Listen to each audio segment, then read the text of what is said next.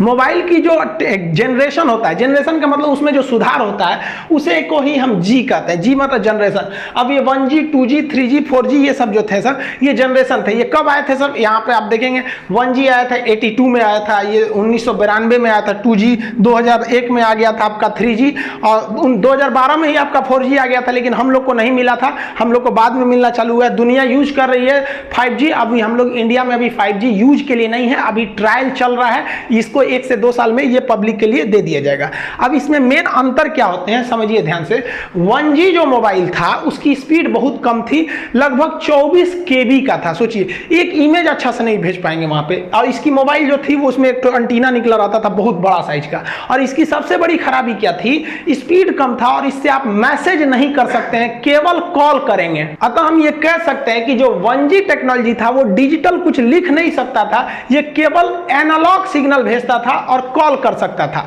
इससे सुधार के हम लोग लेके आए लोग 2G को, और ये 2G 1990 के एक दशक में आया था और इसकी स्पीड 64 KB पर सेकंड की थी। तो स्पीड तो बढ़ ही गई, लेकिन उतना भी क्या KB में स्पीड दे रहा है, कौन सा स्पीड है। लेकिन इसकी एक और खासियत क्या हो गई कि ये वॉइस तो करता ही था, इसके साथ साथ यहाँ देखिए मैसेज का साइन है, आप इससे मैसेज भी लिख के भेज सकते थे, हाय हेलो। और याद कीजिए आप वो टाइम जब एक मैसेज करने का 1 रुपया लगा करता था, तो इससे मैसेज भी कर सकते थे। इसके बाद जब आया 3G, तो पहली 3G जो थी वो MB में स्पीड देना चालू किया, और इसका फायदा ये हुआ कि आप बात तो कर सकते हैं, मैसेज भी कर सकते हैं, साथ साथ आप इंटरनेट भी चला सकते थे, गूगल वगैरह सर्च करते थे। नोकिया वाला मोबाइल में पहले जो था टॉर्च और जलता था, उसमें नेट और थोड़े चलता था, इसमें एक गेम होता था सांपों वाला, इसे याद होगा आप लोग को। तो यहीं से आपका नेट का काम चालू हुआ और यहीं से यूट्यूब वगैरह देना चालू कर दिया। लेकिन इसकी खराबी क्या थी, 3G जो था उसमें यूट्यूब चलता था ना, बड़ी बफरिंग करता था, देखते होंगे एक तो गोल गोल घूमते रहता था,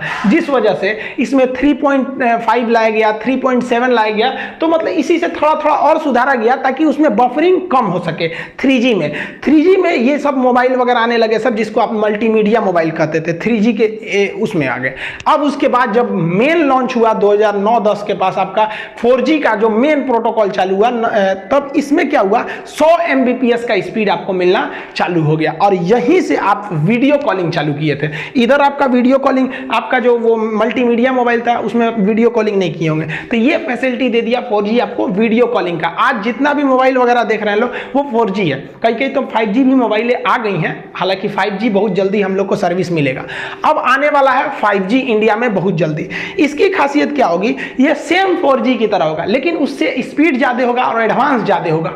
ये मोबाइल के साथ साथ दूसरे चीज को कनेक्ट कर देगा। आप अपने कार को अपने मोबाइल से कनेक्ट कर दीजिएगा ना, तो जैसे यहाँ मोबाइल में घुमाइए, उधर कार घूम रहा है, फ्रिज को कनेक्ट कर दीजिए 5G, तो फ्रिज में भी 5G टेक्नोलॉजी होना चाहिए। और दरवाजा खोलना है तो यहीं से खोल दीजिए, इन्वर्टर बंद करना है यहीं से कर दीजिए। आप पता चले आप मान लीजिए गए हैं दिल्ली, आपका घर है चेन्नई में, आप भूल गए कि ये इन्वर्टर तो बंदे नहीं किए, तो 5G टेक्नोलॉजी रहेगा ना, तो वहीं से ऑफ कर दीजिएगा तो वो ऑफ हो जाएगा। बल्ब वगैरह जला सकते हैं, बुझा सकते हैं, तो वो सब ऐसा नहीं है कि केवल मोबाइल 5G हो जाएगा, घर में आपका 5G है ये नहीं है तो नहीं होगा, उसमें भी टेक्नोलॉजी बढ़ानी पड़ेगी। तो आज के समय 5G की ओर जा रहा है, लेकिन हम लोग वर्तमान में 4G यूज कर रहे हैं और एक काफी लंबे समय तक 4G यूज करेंगे। आजकल जितनी भी मोबाइलें आ गई हैं सब वोल्टी आ गई हैं, वोल्टी को गोली मारी, अब तो 5G आ गए हैं सब।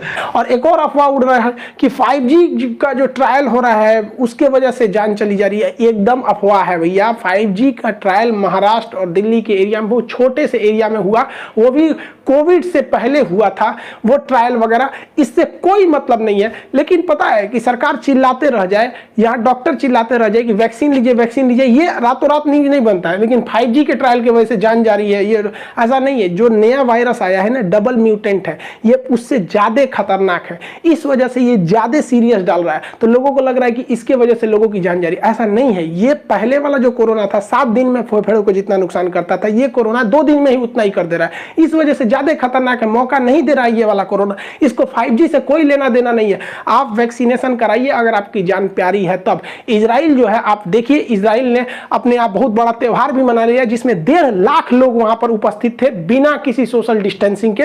इतने लोग इकट्ठे थे कि भगदड़ में 30 लोग की जान चली गई। कैसे ये पॉसिबल हो गया? हम लोग यहाँ घर में घुस के बैठे, क्योंकि वहां के लोग पढ़े लिखे हैं, वैक्सीन लगवा रहे हैं, वैक्सीन में कोई ऐसा नहीं है। सोचा कुछ जो वैक्सीन के बारे में अफवाह फैला रहे हैं, सोचा को जेल में डाल देना चाहिए। सचुरों को यहाँ पे अजीब अजीब है सब। अफवाह पे मत जाइए। देखिए बचपन में भी हम लोग को बहुत अफवाह उड़ाया गया था कि मेढक मार दोगे तो कान पक जाता है। कौन सी कान पकेगा? स्कूल जाते थे लोग तो कहते तो पेंसिल का ये जो छिलका होता है इसको दूध में डालो तो रबड़ बन जाता है। मोर के पंख को हम लोग चौक खिलाते थे लोग। अजीब हाल होता है यहाँ पे। कहते बर्तन में खाना मत खाओ जिसमें बनता है, नहीं तो शादी में बारिश होने लगेगी। सूप जो चावल फट कर जाता है आगे मत जाओ, नहीं तो देर से ब्याह होगा या फिर दहेज नहीं मिलेगा। बगुला उड़ के जाएगा तो बगुला बगुला तार दे सोने के तलवार। ये सब क्या था? ये सब अफवाहें थी। तो हम हिंदुस्तानियों को बचपन से ही आदत है कि गुल्लर के फूल पड़ जाता है तो कोई चीज़ खत्म नहीं होता है। तो इस अफवाह पे ध्यान नहीं देना चाहिए। वैक्सीन कारगर है, आप अपनी सुरक्षा के लिए वैक्सीन लगाइए। वैक्सीन पूरी तरह से कारगर है। आई होप आप समझे होंगे। मिलेंगे नेक्स्ट क्लास में।